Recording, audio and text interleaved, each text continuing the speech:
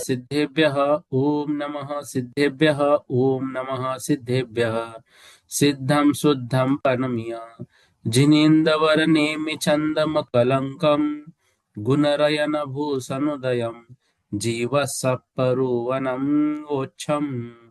बोलो देवादिदेव 1008 श्री श्री रामनाथ भगवान की जय। देवादिदेव 1008 श्री नेमिनाथ भगवान की जय। देवादिदेव 1008 श्री बाहुबली भगवान की जय। सिद्धांत चक्रवर्ती आचार्य श्री नेमि चंद्राचार्य महामुनिराज की जय। संत शिरोमणि आचार्य गुरुवर विद्यासागर जी महामुनिराज की जय। विद्याकुल शिरोमणि आचार्य श्री समय सागर जी महामुनिराज की जय।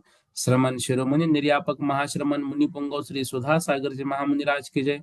समस्त मुनि संघ की जय।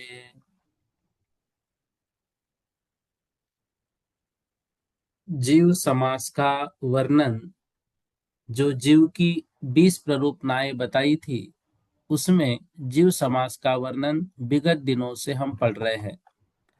और वहां पर जो जीव की अवगाहना होती है, वो 64 स्थानों की अवगाहना को यंत्र के माध्यम से समझा था।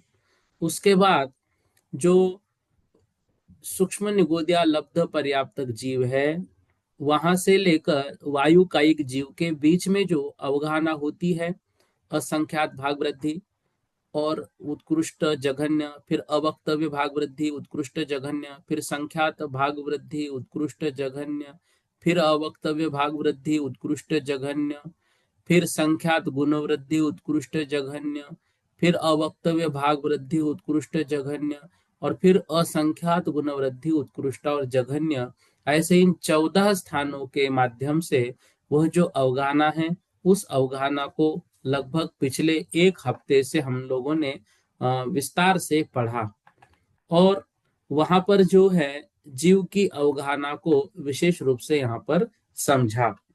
इसमें जो जघन्य भेद से प्रारंभ करके उत्कृष्ट भेद तक के जितने भेद हैं, वो सभी अवगाहना के विवक्षित प्रकार को हमने देखा। सूक्ष्म निगोदिया अपर्याप्त की जघन्य अवगाहना प्रथम स्थान पर है, और इसी की उत्कृष्ट अवगाहना जो है वो 18वें स्थान पर है। सूक्ष्म निगोदिया की बात कर रहे हैं। प्रथम स्थान से लेकर 18वें स्थान तक पहुंचने तक जितने गुणाकार किए हैं, वे सब सूक्ष्म निगोदिया अपर्याप्त के मध्यम अवगाहना के भेद हैं। वो जितनी बार भी गुणित हुआ है, जैसे जघन्य अवगाहना जो है वो 960 मानी थी, और उसको एक प्लस करते करते एक एक प्रदेश बढ़ाते हुए हम गए, तो मान लो 9,60,000 जो है उत्कृष्ट अवगाहना हो गई। तो सूक्ष्म निगोदिया अपर्याप्त की अवगाहना के जो है वहां पर 9,60,000 भेद होंगे। जैसे इसमें स्क्रीन पर आपको 4800 वाला उदाहरण दिखाई दे रहा है। अर्थात बीच के सारे भेद जो अन्य जीवों की अवगाहना के हैं, वे सूक्ष्म निगोदिया अपर्याप्त के भी पाए जाते हैं। वे सभी इसी की मध्यम अवगाहना है। इसी प्रकार सूक्ष्म वायुकायिक अपर्याप्त की अवगाहना के भेद क्रमांक 2 से क्रमांक 21 तक पाए जाते हैं। इतने सब असंख्यात भेद सूक्ष्म वायुकायिक अपर्याप्त की अवगाहना के होते हैं। और इसी प्रकार अन्य सभी भी यहाँ पर माने जाते हैं, वो भी यहाँ पर समझने चाहिए। फिर हमने ये पढ़ा, ये क्या 35 लोग तो ज्वाइन हो गए हैं। हमारे तो जुड़ ही नहीं रहा है। एक बार आप फिर से बंद करके शुरू करो तो हो जाएगा। 35 लोग तो आए हुए, देखो। अब वो नहीं मालूम, देखो क्लास तो शुरू है और बहुत लोग ज्वाइन हुए हैं। अच्छा, हाँ हाँ। ठीक है भाई। अब देखो, जिन पुद्गल स्कंधों से शरीर बनता है, उनके भेद का नाम कुल है। जैसे शरीर के पुद्गल आकार आदि के भेद से पंचेंद्रिय तिर्यंच में हाथी घोड़ा इत्यादि भेद है, वे अलग अलग प्रकार के कुल होते हैं। तो जैसे शरीर के पुद्गल, शरीर के आकार आदि के भेद से पंचेंद्रिय तिर्यंच में हाथी घोड़ा इत्यादि भेद है, तो वे सभी अलग अलग प्रकार के होते हैं, तो उन सभी का एक कुल कहलाएगा। जैसे तिर्यंचों का एक कुल कहलाएगा, तिर्यंचों में पंचेंद्रिय तिर्यंच का एक कुल कहलाएगा। ऐसा सबका अलग अलग एक कुल होता है। तो यहाँ पर उन सभी के कुलों की संख्या जो है कल हमने पढ़ी थी, उसको कल की कक्षा में देखा था। देखिए, उसमें 113 नंबर की गाथा में हमने पढ़ा था कि पृथ्वी कायिक जीवों के कुल 22 लाख कोटि, जल कायिक जीवों के कुल 7 लाख कोटि, अग्नि कायिक जीवों के कुल 3 लाख कोटि और वायु कायिक जीवों के कुल 7 लाख कोटि होते हैं। अब इसमें इंद्रिय जीवों मतलब इंद्रियों के में गए आगे हम, ये तो हो गया समझो स्थावर के। फिर दो इंद्रियों में 7 लाख कोटि दो इंद्रिय जीवों के, तीन इंद्रिय जीवों के कुल 8 लाख कोटि, चतुर्ंद्रिय जीवों के कुल 9 लाख कोटि, और जो एक इंद्रिय में ऊपर वायु कायिक दिया था तो उसमें वनस्पति कायिक जीवों के बचे तो 28 लाख कोटि। इसके बाद पंचेंद्रिय तिर्यंचों में जलचर जीवों के 12.5 लाख कोटि, पक्षियों के 12 लाख कोटि, पशुओं के 10 लाख कोटि, और जो ये पढ़ा था कि चौपय, फिर उसके बाद वो पशु मतलब 4 पैर वाले, और उसके बाद शब्द आया था उर परिसपेसु, मतलब जो छाती के सहारे पर चलने वाले दुमुही आदि जीव होते हैं, उनके 9 मतलब 9 लाख कोटि कुल होते हैं। ठीक है, यहां तक हमने पढ़ा था। अब ये 116 नंबर की गाथा को आज अध्ययन करना है। क्या किसी को आज ज्वाइन होने में दिक्कत हो रही थी? किसी को नहीं हो रही थी, लगभग आ गए हैं 40-45 लोग। क्या जितेंद्र सब? भैया, इन्हें कोई हाँ, दिक्कत नहीं हुई। अच्छा अच्छा, ठीक ठीक ठीक। चलो, जय जिनेन्द्र। जय जितेंद्र भैया। तबीयत अच्छी ना आपकी? हाँ भैया, मैं बाहर जी, गई हुई थी। ठीक ठीक ठीक ठीक, चलिए। हाँ। हाँ, आइए, इसको आगे हम शुरू करते हैं। आज हम उसके आगे पढ़ेंगे। 116 नंबर की गाथा देखिए। छप्पंचाधियवीसम,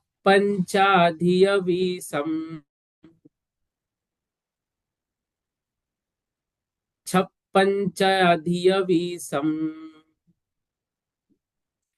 बारस कुल कोटि सदसह साइम,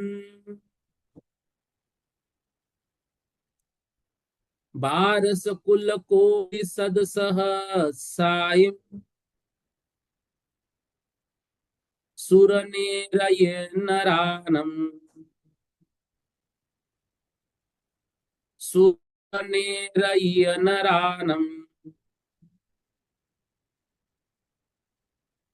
जहाँ कमम होन्ति नेयानि, जहाँ कमम होन्ति नेयानि। एक साथ बोलेंगे। छप्पंचाधियवीसम, बारस कुल कोटि सदसह साइम, सुरनेरय नरानम, जहाँ कमम होन्ति नेयानि। देखिए, छप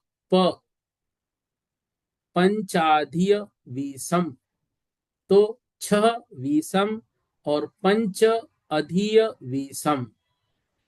तो छह विषम मतलब 26, पंच अधिय विषम मतलब 25। तो 6 अधिक 20, पंच अधिक 20, अधिय मतलब होता है अधिक।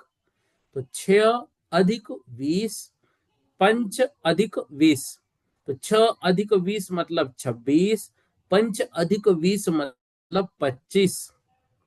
फिर दिया है 12 मतलब 12, फिर दिया है कुल, कुल होते हैं। फिर शब्द आया है जो कंटिन्यू आ रहा है ऊपर की 3-4 गाथाओं में, कोटि सद सहसाइम, कोटि मतलब कोटि, सद मतलब 100, सहसाइम मतलब 1000।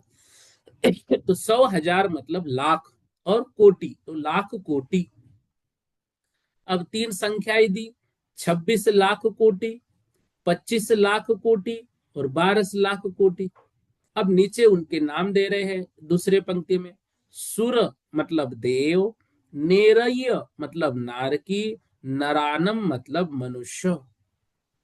जहा कमम होंती नेयानी, ये इनके इसमें क्रम से होते हैं। नेयानी मतलब इनको इसी तरह से जानना चाहिए। ये जो है यहाँ पर जीवों के जो कुल हैं, उन कुलों की संख्याओं को बता रहे हैं। अब उसमें जो इन्होंने पहला शब्द दिया, छ अधिक विषम, मतलब ये जो कुल है ये क्रम से लगाने हैं। सुर मतलब देवों के, तो देवों के कुल इसमें होंगे 26 लाख कोटि। नारकियों के कुल होंगे ऊपर पंच अधिक 20, 25 लाख कोटि। नरानम और मनुष्यों के कुल होंगे 12 लाख कोटि, जो कि क्रम से होते हैं नेयानी, मतलब जानने चाहिए। कौन जानेगा? जो भव्य जीव है, उनको ये जानना चाहिए। किस लिए जानना है? क्या आवश्यकता है इनको जानने की? इसलिए जानना है कि अनादि काल से इतने सारे कुलों में हम भ्रमण करते हुए आ रहे हैं। सब कुलों में जाकर आए हैं अनंत काल से। देखिए, एक कर्म हमने जिस काल में भोगा, वही कर्म, जैसे अवसर पे काल का पंचम काल चल रहा है, और पंचम काल में आज यदि हमने कोई सुख का या दुख का कर्म भोग लिया, अब वही कर्म अगले, मतलब अवसर्पिणी काल में, इसके बाद उत्सर्पिणी आएगा, फिर इसके बाद पुनः अवसर्पिणी आएगा। अब उस अवसर्पिणी के पंचम काल में जो वो कर्म हमने आज के दिन भोगा था, वैसा ही कर्म उस समय भी यदि भोग लिया, तो एक द्रव्य परावर्तन होता है। अब उसमें यदि नहीं हुआ, तो उसके बाद उत्सर्पिणी, फिर अवसर्पिणी। अब ये 5 परावर्तन आपको आएंगे, एक शॉर्टकट में बता रहा हूं। जैसे मान लो हमारे पास नोटों का कोई बंडल है, और हमने 500 का नोटों का एक बंडल है, उसका नंबर याद कर लिया। अब वो नोट हमने मार्केट में चला दी। अब भारत में जितने लोग हैं, उन सबके हाथों में नोट जा जाके अगले साल उसी तारीख को उसी समय यदि हमारे हाथ में आ गई, तो एक द्रव्य कर्म पूर्ण होगा। ये तो साल भर की बात है। वहां तो काल की बात है, और काल मतलब पुनः अवसर्पिणी काल की बात है, उसमें भी पंचम काल की बात है। तो यह द्रव्य कर्म है। ऐसे भाव कर्म, ऐसे नो कर्म, मतलब द्रव्य, क्षेत्र, काल, भाव और भव, ये जो पंच परावर्तन होते हैं, ये परावर्तन में हम इतने सारे सभी कुलों में जन्म लेकर आए हैं। और उस परिणाम से उस कुल में यदि हमने जन्म लिया, तो उसका एक परावर्तन पूर्ण कर लिया है। ऐसे अनंत परावर्तन हमने किए हैं। तो अति शीघ्र हमको ये पता चले कि कब तक हम भ्रमण करें, इसका कोई मार्ग तो होगा। माना कि अभी हमारे दीक्षा ग्रहण करने के परिणाम नहीं होंगे, माना अभी घर छोड़ने के हमारे परिणाम नहीं होंगे, कोई दिक्कत नहीं। लेकिन कम से कम एक आत्मग्लानि तो होनी चाहिए कि मैंने ये क्या कर दिया।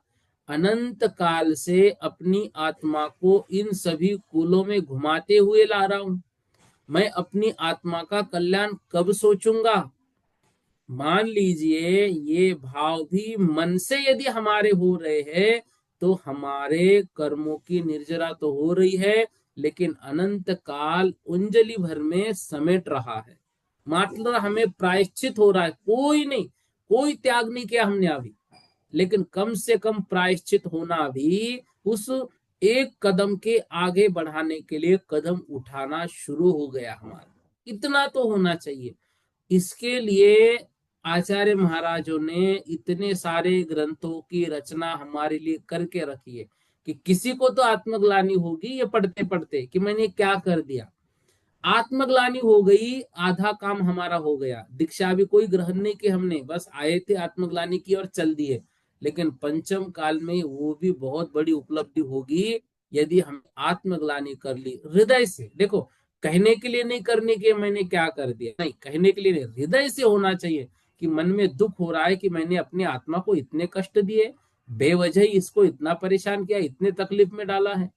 कब मैं सुधरूंगा और कब मैं कुछ अच्छे से अपने आप को कंट्रोल करके आगे बढ़ूंगा, पुरुषार्थ करूंगा, इतना भी मन में भाव आए, बहुत बड़ी बात है पंचम काल में इतना भी। फिर वो बात, वही बात हमारे मोक्ष के लिए कार्यकारी बनेगी। वही बात, एक ही बात बताओ, एक ही बात, मरीचि का जीव इतने पाप करते आ रहा है, लेकिन एक बार मुनि महाराज जी की बात समझ में आई, नहीं, आपकी बातों में कुछ तो सच्चाई है, कुछ तो सच्चाई है, इसलिए मैं त्याग करता हूं। लेकिन देखो, सब कुछ नहीं छोड़ पाऊंगा, सिर्फ कौवे का मांस छोड़ सकता हूं बस। लेकिन करना तो चाहिए, ये सब कुछ आप जो कह रहे बिल्कुल सही है। इतनी भी बात समझ में आ गई, बहुत हुआ ना। वही बात उनको भगवान महावीर बनाने के लिए कार्यकारी बनी, वही कारण बना। आज मारीची के जीव को कोई इतना नहीं मानता है जितना उस भिल्ल की पर्याय को माना जाता है, बताओ। तो ये बहुत बड़ी सूक्ष्मता है। इसलिए मन में ऐसा कभी मत सोचना कि हमें क्यों पढ़ रहे हैं, इसके हमें क्या आवश्यकता है, ये कुल याद क्यों करने हैं, ऐसा नहीं सोचना। यही बात आत्मग्लानि करके यदि हमारे काम आई तो बहुत कल्याण की बात होगी। ठीक है। हाँ, अब देखो 117 नंबर की गाथा। हे या ये, हे याय कोड़ी कोड़ी, हे याय कोड़ी कोड़ी, सत्तानवुदीय सह साइम,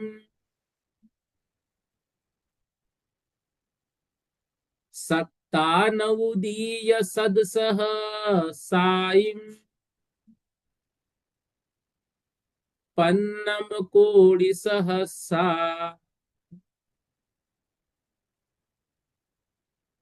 पन्नम कोड़ी सहसा,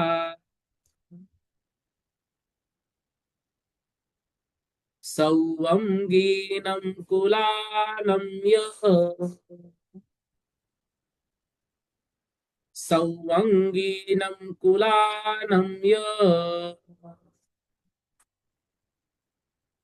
देखो, ए आय, ए आय मतलब इस प्रकार, कोड़ा कोड़ी, कोड़ा कोड़ी, इसके बाद सत्ता नवदी, सत्ता मतलब सात, नवदी मतलब 90, तो 97, सदसहसाइम मतलब लाख, पन्न कोड़ी सहसा, सहसा मतलब हजार, पन्नम मतलब 50, कोटि मतलब कोटि, तो 50,000 कोटि। संवंगीनम, संवंगीनम मतलब सभी के, मतलब संपूर्ण जीवों के, कुलानम कुल होते हैं। क्या कह रहे हैं, जो पृथ्वी कायिक से लेकर मनुष्य पंचेंद्रिय पर्यंत संपूर्ण जीव है। पृथ्वी का एक स्थावर का पहला भाग, और पंचेंद्रिय मनुष्य में, मनुष्य जो है वो अंतिम भाग। तो इस प्रकार पृथ्वी कायिक से लेकर मनुष्य पर्यंत संपूर्ण जीवों के समस्त कुलों की संख्या कोड़ा कोड़ी, 1 करोड़ गुणित 1 करोड़, उसको बोलते कोड़ा कोड़ी, 97 लाख और 50,000 कोटि, इतने संपूर्ण जीवों के कुलों की संख्या होती है। कितनी, एक, कोड़ा कोड़ी मतलब 1 करोड़ 97 लाख 50,000 करोड़। ये कैसे होगी, देखो, तो आपके समक्ष चार्ट रखा है स्क्रीन पर, पीडीएफ भी भेजी आपको, इसकी भी भेजी, और अगला जो हम पर्याप्ति प्रारंभ करेंगे उसकी भी, दोनों पीडीएफ ग्रुप पर भेज दिए। जो जो पीडीएफ भेज रहा हूं उसको डाउनलोड करके एक अलग फोल्डर मोबाइल में बना के रखना। गुणस्थान की, जीव समास की, पर्याप्त की, 3 आ गई आपके पास, तो वो आपको बाद में काम आएगी, इधर उधर नहीं जाएगी, उसको अच्छे से रखो। ठीक है। देखो, अब कुल जीवों की संख्या पृथ्वी कायिक के 22 लाख कोटि, जल कायिक के 7 लाख कोटि, अग्नि कायिक के 3 लाख कोटि, वायु कायिक के 7 लाख कोटि, वनस्पति कायिक के 28 लाख कोटि, दो इंद्रिय के 7 लाख कोटि, तीन इंद्रिय के 8 लाख कोटि, और जो चार इंद्रिय जीव है 9 लाख कोटि, पंचेंद्रिय तिर्यंच जलचर में 12.5 लाख कोटि, अर्ध 13 शब्द आया था। पंचेंद्रिय तिर्यंच नभचर में 12 लाख कोटि, पंचेंद्रिय तिर्यंच थलचर में 10 लाख कोटि, पंचेंद्रिय तिर्यंच छाती से चलने वाले 9 लाख कोटि, नारकियों की 25 लाख कोटि, देवों के 26 लाख कोटि, और मनुष्यों के 12 लाख कोटि। इनको जब हम जोड़ते हैं तो यह उत्तर हमको प्राप्त होता है 1,97,50,000 करोड़। ये टोटल जीवों के कुलों की संख्या है, मतलब पृथ्वी कायिक से लेकर पंचेंद्रिय मनुष्य पर्यंत। अब देखो, ये सबकी संख्या तो आप याद कर सकते, पृथ्वी की 22, जल की 7, अग्नि की 3, वायु की 7, ऐसा आप याद करने का प्रयास कीजिए। अभी तक जो संख्यात्मक गणित दिए या इसके पहले जो 10-12 गाथा पहले लिए थे वो नहीं, लेकिन ये तो आपको पूछे जा सकते जोड़िया लगाओ में कि किसके कुल कितने होते हैं। एक शब्द के उत्तर में ये प्रश्न आ सकता है। और टोटल ये संख्या भी याद करके रखो, 1,97,50,000 करोड़। चाहे उसको अक्षरों में लिखो, चाहे शब्दों में लिखो या अंकों में लिखो, कोई दिक्कत नहीं है। लेकिन इतने संपूर्ण जीवों के कुलों की जो संख्या है वह इस तरह से होती है, इतना तो हमको याद होना ही चाहिए। इस प्रकार से आचार्य नेमिचंद्र जी द्वारा प्रणीत गोमटसार जीव कांड में जो 20 प्ररूपनाएं हम पढ़ रहे हैं उसमें जीव समास का यह अधिकार हमारा पूर्ण हुआ। एक अधिकार हमने गुणस्थान का किया था, यह दूसरा अधिकार जीव समास का पूर्ण हो रहा है। अब हम तीसरा प्रारंभ करेंगे, पर्याप्ति प्ररूपना। पर्याप्ति प्ररूपनाओं का अध्ययन हमको करना है, ठीक है। हाँ, क्या स्क्रीन पर पर्याप्ति प्ररूपना दिख रही है? कोई भी एक जन मैसेज डाल दीजिए, पर्याप्ति या प्ररूपना क्या स्क्रीन पर दिख रही है? मैसेज कोई भी एक जन भेज दीजिए। निशा दीदी जी, मैना दीदी जी, छाबड़ा, मुंबई निवासी। हाँ, दिख रही है, वेरी गुड। हाँ, देखो, अब यहाँ पर आपके लिए पर्याप्ति प्ररूपनाओं का अध्ययन हम प्रारंभ कर रहे हैं। आचार्य महाराज द्वारा जो गोमटसार जीवकांड लिखा गया है उसमें जो 20 प्ररूपनाएं हम पढ़ रहे हैं उसमें गुणस्थान और जीव समास प्ररूपना का अध्ययन हमारा पूर्ण हुआ। अब जो है यहां से पर्याप्ति प्ररूपना का हम प्रारंभ करेंगे। देखिए, पर्याप्ति प्ररूपना यहां पर हमको पढ़नी है। तो सर्वप्रथम देखो, पर्याप्ति प्ररूपना है क्या, किसको कहते हैं पर्याप्ति प्ररूपना, ये बातें भी तो हमको समझ में आनी चाहिए कि पर्याप्ति प्ररूपना क्या है। देखो, सर्वप्रथम पर्याप्ति किसे कहते हैं ये तो गाथाओं में खुद आचार्य महाराज देंगे, लेकिन एक सामान्य भाषा में समझ लीजिए। उस दिन जैसे नेमिचंद्र भैया ने बोला था कि जो हमको पढ़ाना एक सामान्य सा उसका व्याख्या भी करते चलिए। देखो, पर्याप्ति किसे कहते हैं, पीडीएफ में भी आपको ये प्रश्न मिलेगा। ग्रहण की गई आहार वर्गना को खल, रस, भाग आदि रूप परिणमाने की जीव की शक्ति के पूर्ण हो जाने को पर्याप्ति कहते हैं। अब हमारा जो शरीर बनता है वह जो वर्गनाएं हम ग्रहण करते हैं उन वर्गनाओं के माध्यम से, जैसे आहार वर्गनाएं ग्रहण की, जैसे शरीर वर्गनाएं ग्रहण की, नोकर्म वर्गनाएं ग्रहण की, तो ये ग्रहण की हुई वर्गनाओं को खल रूप में, रस रूप में, मतलब जो हमारा शरीर जो पंच धातु से बना है तो उसमें मांस रूप कुछ है, रक्त रूप कुछ है, तो ऐसा ये जो खल और रस भाग में वो परिणमित हो जाती है। तो ग्रहण की गई आहार वर्गना को खल रस भाग आदि रूप परिणमाने की जीव की जो शक्ति है, वह शक्ति यदि पूर्ण हो जाई तो पर्याप्ति उसको कहते कि भाई पूर्ण हो गई। ये पर्याप्तियां कितनी होती है? ये पर्याप्तियां 6 होती है। आहार, शरीर, इंद्रिय, श्वासोश्वास और भाषा और मन। ठीक है। तो आहार, शरीर, इंद्रिय, श्वासोश्वास, भाषा और मन। ठीक है। ये जो है 6 प्रकार की पर्याप्तियां यहाँ पर होती है। ये हमने द्रव्य संग्रह में भी विषय पढ़ा हुआ है, इसलिए ये विषय ज्यादा कठिन आपको लगेगा नहीं। अब आहार, शरीर आदि पर्याप्तियां पूर्ण करने की शक्ति जिसमें पाई जाती है, उसको हम कहते हैं पर्याप्त। नाम कर्म के उदय से वह जीव पर्याप्त कहलाएगा। और जिनमें पर्याप्तियां पूर्ण करने की शक्ति नहीं है, या जो पर्याप्तियां पूर्ण करने के समर्थ नहीं है, उन जीवों को अपर्याप्त नाम कर्म के उदय से अपर्याप्त कहा जाएगा। अब प्रत्येक जीव की जो पर्याप्तियां है, वो पर्याप्तियां हम पढ़ेंगे कौन सी की किसकी होती है। इसमें सबसे पहले देखो आहार पर्याप्ति, मतलब जैसे हमारा पुनर्जन्म हुआ है, ऐसा मानते पुनर्जन्म मतलब जन्म हमारे अनादि काल से चल रहे, अनंत काल तक चले रहेंगे यदि हम कल्याण नहीं करेंगे तो, और कल्याण करेंगे तो फिर वही जन्म हमारा अंतिम होगा और फिर सिद्ध शिला में हम विराजमान हो जाएंगे। तो एक शरीर को छोड़कर दूसरे नवीन शरीर के कारणभूत जिन 9 कर्म वर्गनाओं को जीव ग्रहण करता है, उनको खल रस भाग रूप परिणमन की जो पर्याप्त नाम कर्म के उदय से जीव को शक्ति होती है, उसको आहार पर्याप्ति कहते हैं। ये व्याख्याएं गाथा में भी आएंगी, एक सामान्य रूप से अभी समझो।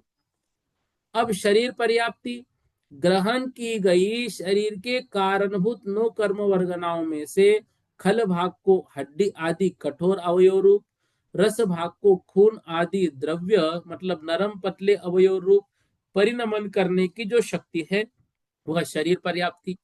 इंद्रिय पर्याप्ति, शरीर के कारणभूत ग्रहण की गई 9 कर्म वर्गनाओं के स्कंदों में से कुछ वर्गनाओं का अपनी अपनी इंद्रिय के स्थान पर उस द्रव्येंद्रिय के आकार रूप परिणमाने की ज्ञानावरण, दर्शनावरण और वीर्यांतराय कर्म के क्षोभम तथा जाति नाम कर्म के उदय से युक्त जो जीव की शक्ति है, वो इंद्रिय पर्याप्ति, मतलब इंद्रियों का यथास्थान होना, इंद्रियों का परिपूर्ण होना और इंद्रिया जो है व्यवस्थित कार्य करना।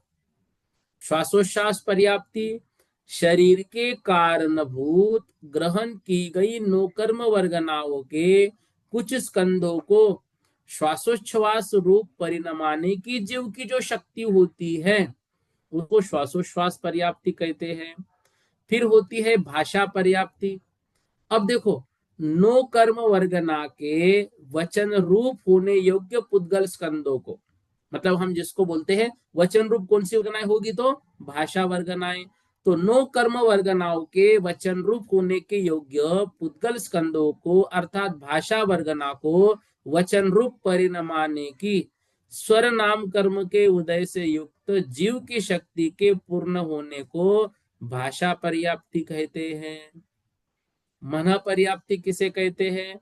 द्रव्य मन रूप होने के योग्य पुद्गल स्कंदों को अर्थात मनोवर्गनाओं को द्रव्य मन के आकार परिणमाने की और 9 इंद्रिया वरण तथा वीर्यांतराय कर्म के क्षोभम से युक्त जीव के शक्ति के पूर्ण होने को मन पर्याप्ति कहते हैं। ठीक है, ऐसे ये पर्याप्तियां हुई। इसमें भी जो अपर्याप्त जीव है, उसमें कुछ लब्ध पर्याप्त होते हैं और कुछ निवृत्त पर्याप्त होते हैं। मतलब निवृत्त पर्याप्त, जैसे जीव समास में भी हमने जब जीव समास को पर्याप्त, लब्ध पर्याप्त, निवृत्त पर्याप्त से 3 भागों में बांट इनकी व्याख्या देखी थी। फिर भी सुन लीजिए, जिनकी पर्याप्ति अभी तक पूर्ण नहीं हुई लेकिन अंतर मुहूर्त में नियम से पूर्ण होगी, उनको निवृत्त पर्याप्त कहते हैं। जिनकी पर्याप्ति न तो अभी तक पूर्ण हुई है न आगे होगी। और जो पर्याप्तियां हैं उन पर्याप्ति पूर्ण होने के काल से पहले ही जिनका मरण हो जाएगा, अर्थात अपने आयु में ही जिनकी पर्याप्ति कभी पूर्ण होगी ही नहीं, वो लब्ध पर्याप्त कहलाएंगे। और जिनकी पर्याप्ति अब पूर्ण हो गई वो पर्याप्त कहलाएंगे। ठीक है। अब इस तरह से इनके भेदों को हमने देखा। और भी इस विषय में जो जो भी चर्चा आएगी समय समय पर सबकी व्याख्याओं के माध्यम से आपको विशेष अध्ययन कराया जाएगा। 118 नंबर की गाथा देखिए। जह पुन्ना पुन्नायम, जह पुन्ना पुन्नायम, गिह घड़वत्था दियायिम दौवायिम, गिह घड़वत्था दियायिम दौवायिम, तह पुन्निदरा जीवा, तह पुन्निदरा जीवा, पज्जत्तिदरा मुने यौवा, पज्जत्तिदरा मुने यौवा।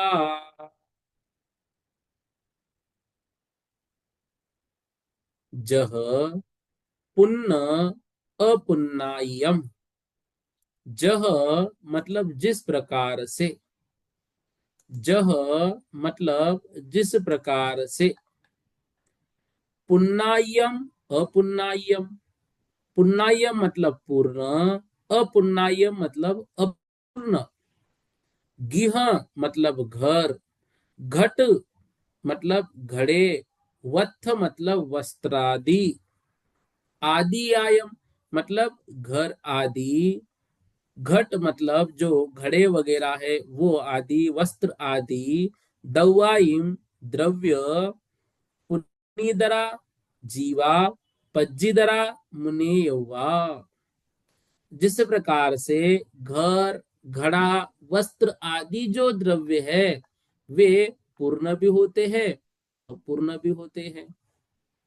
मतलब हम कहीं घूमने निकल गए, कहीं जगह पर अरे यहाँ तो अभी कंस्ट्रक्शन चल रहा है, घर बन रहा है, ये अधूरा घर है।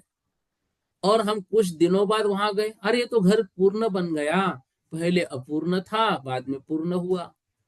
वस्त्र जो है, हम कहाँ हथकरघा में गए, हथकरघा में कोई वस्त्र बना रहा था कारागिर, तो वो वस्त्र बना रहे हैं अभी बना नहीं है, तब वो अपूर्ण था। अच्छा ये साड़ी या धोती बनकर तैयार हो गई, वस्त्र बन गया।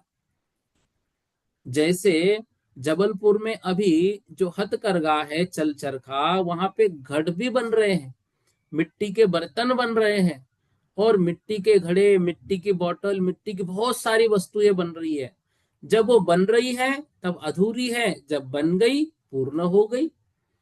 तो जिस तरह जगत में घर, घड़े, वस्त्र इत्यादि जो पदार्थ है वे पूर्ण रूप भी दिखते हैं अपूर्ण रूप भी दिखते हैं, बनते हुए भी दिखते हैं। बन रहे हैं वो व्यंजन पर्याय कहलाएगी, पूर्ण हो गए वे पूर्ण पर्याय कहलाएगी। अपूर्ण है, अभी देखो काम बंद पड़ा है, ये अपूर्ण है। तो जो अपने कार्य रूप शक्ति से संपूर्ण हुए उन्हें पूर्ण कहते हैं।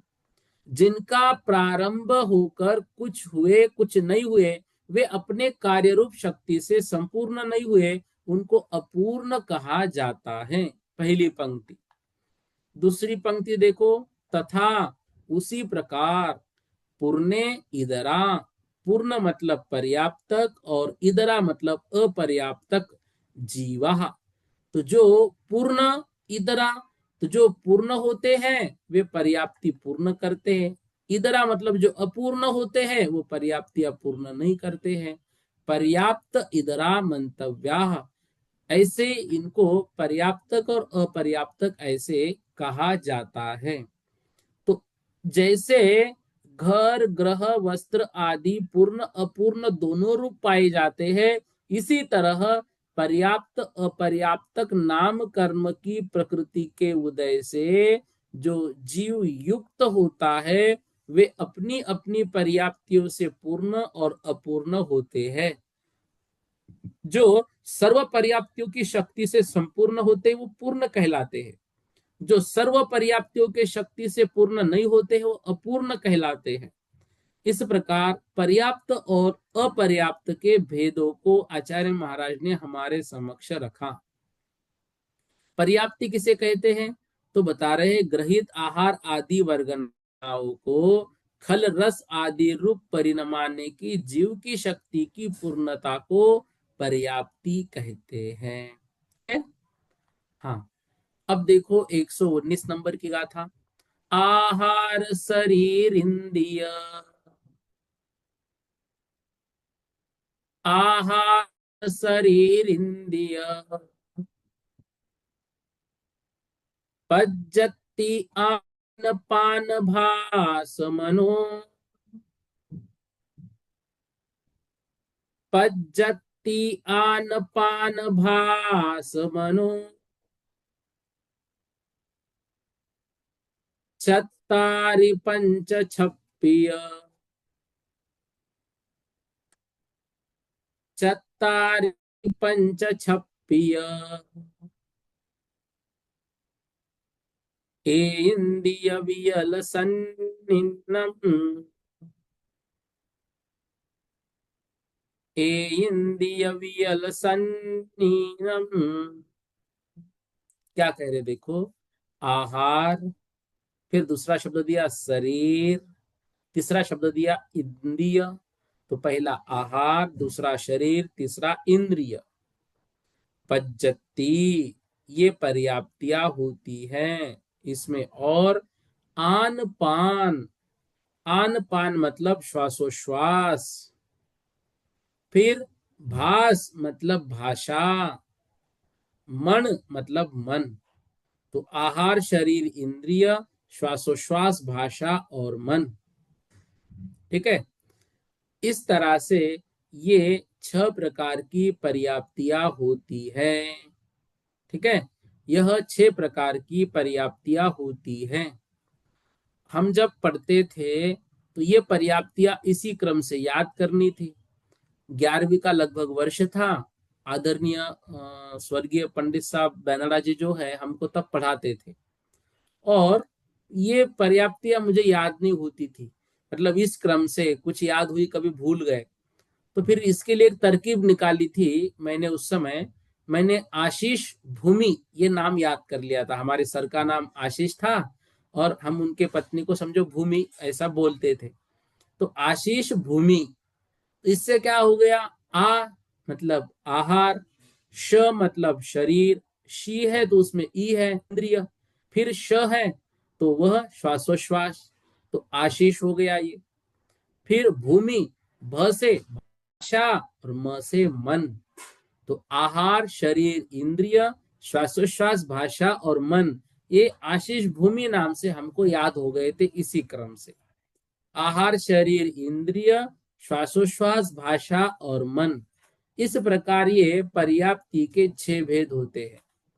इनमें से जो चत्तारी पंच छप्पीय इंद्रिय वियल सन्नीनम, अब इसमें बता रहे चत्तारी मतलब 4, पंच मतलब 5, छप्पी मतलब 6। तो इसमें ए इंद्रियम मतलब जो एक इंद्रिय जीव है उसकी 4 पर्याप्तियां आदि की, आहार शरीर श्वासोश्वास और भाषा, सॉरी आहार शरीर इंद्रिय और श्वासोश्वास। इस प्रकार से एक इंद्रिय जीव की आदि की 4 पर्याप्तियां, विकल इंद्रिय जीव मतलब 2 इंद्रिय 3 इंद्रिय और चतुर इंद्रिय जीव की पंच, शुरुआत की 5, आहार शरीर इंद्रिय श्वासोश्वास और भाषा। ठीक है ना। फिर सन्नीनम, सन्नीनम मतलब जो पंचेंद्रिय जीव के अंतिम जो होता है वहां मन पर्याप्ति को छोड़कर शेष 5 पर्याप्ति, और संगी पंचेंद्रिय के जीवों में सभी 6 पर्याप्तियां हुआ करती है। इस तरह से पर्याप्ति के भेद आहार, शरीर, इंद्रिय, श्वासोश्वास, भाषा और मन।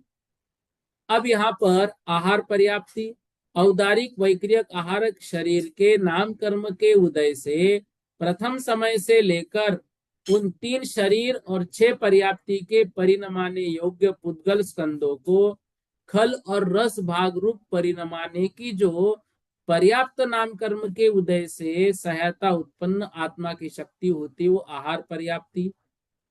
एक जीव का पूर्ण जो जीवन होता है, वह पूर्ण जीवन, शेष जीवन आहार वर्गना को खल और रस भाग में परिणमित करना।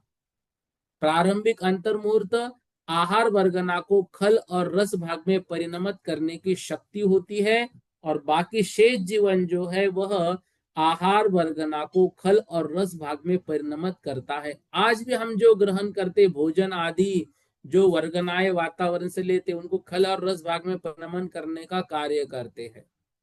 शरीर पर्याप्ति, खल और रस भाग रूप परिणत पुद्गल स्कंदों में से खल भाग को हड्डी आदि स्थिर अवयव रूप और रस भाग को रक्त आदि द्रव्य अवयव रूप जो परिणमाने की शक्ति है, वो शरीर पर्याप्ति। इंद्रिय पर्याप्ति, जाति नाम कर्म के उदयानुसार विवक्षित पुद्गल स्कंदों को स्पर्शन आदि द्रव्येंद्रिय रूप से परिणमाने की शक्ति को इंद्रिय पर्याप्ति। श्वासोश्वास पर्याप्ति, उच्छ्वास नाम कर्म के उदय से युक्त जीव की आहार वर्गना में रूप आए हुए पुद्गल स्कंदों को उच्छ्वास निश्वास रूप परिणमाने की शक्ति। भाषा पर्याप्ति, स्वर नाम कर्म के उदय से भाषा वर्गना के रूप में आए हुए पुद्गल स्कंदों को सत्य, असत्य, उभय और अनुभय भाषा रूप परिणमाने की शक्ति। मन पर्याप्ति, मनोवर्गना के रूप आए हुए पुद्गल स्कंदों को अंगोपांग नाम कर्म के उदय की सहायता से द्रव्य मनोरूप परिणमाने के लिए तथा द्रव्य मन की सहायता से नो इंद्रिय और वीर्यांतरा कर्म के क्षोभम विषय से भाव रूप परिणमन करने की शक्ति को मन पर्याप्ति कहते हैं। इन 6 पर्याप्तियों के नाम, इन 6 पर्याप्तियां किसको परिणमित करती है और उनकी शक्ति की पूर्णता इस चार्ट के माध्यम से आपको यहाँ पर बताई गई है। इसको आप एक बार पढ़ लेना, ठीक है। इतना विषय आज कर लेते हैं, समय हमारा हो गया है। अंजना दीदी जी क्या पूछ रहे हैं आप? बस जी मैं पूछ रही थी कि 14 लाख कोटि होते ना मनुष्य के, तो कुल इसमें 12 लाख बताए। हाँ देखो, बहुत अच्छा प्रश्न आपने किया। आगम में 2 प्रकार के जो है तो उदाहरण प्राप्त होते हैं। कुछ जगह पर 14 लाख कोटि माना जाता है और कुछ जगह पर 12 लाख कोटि माना जाता है। तो आचार्य नेमि चंद्र स्वामी के अनुसार 12 लाख कोटि दिया है, तो हमको इसका उत्तर 12 लाख कोटि ही मानना है। हाँ, नहीं कुछ पर भैया आचार्य जी 14 लाख कोटि भी मानते हैं। नहीं, इसमें जो लास्ट की बोलो लाइन बोलो। लिखी है जो अपने 17 वाले की, तो इसमें लगे 14 लाख कोटि कुल मानते हुए इसको 1,97,50,000 माने।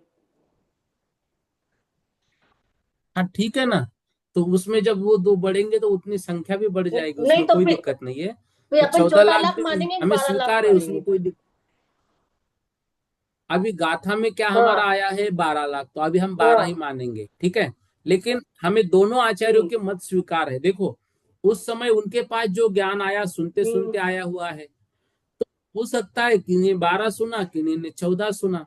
अब वो दोनों एक जगह पे नहीं आए, इसलिए उस बात का निर्णय रह गया। तो हमें दोनों के मत स्वीकार है, हमें कोई दिक्कत नहीं है, ठीक है। ऐसे आगम में बहुत सारे सिद्धांत है जो 2 मत से प्रचलित हुए हैं। अब हमको दोनों स्वीकार करने हैं, क्योंकि हमारे लिए दोनों आचार्य पूज्य है, ठीक है। लेकिन अभी तो अपने को यही मानना पड़ेगा 12 अभी तो लाख ही। 12 लाख मानने हमको। ठीक ठीक ठीक। इतना पढ़ लेते, बाकी कल की कक्षा में देखेंगे। और भी कोई प्रश्न हो तो व्हाट्सएप पर भेज दीजिए। बोधि, समाधि, परिणाम शुद्धि, स्वात्मोपलब्धि, शोषो की सिद्धि, चिंतामणिम चिंतित वस्तुदानिम तमंद मानस ममास्तु देवी।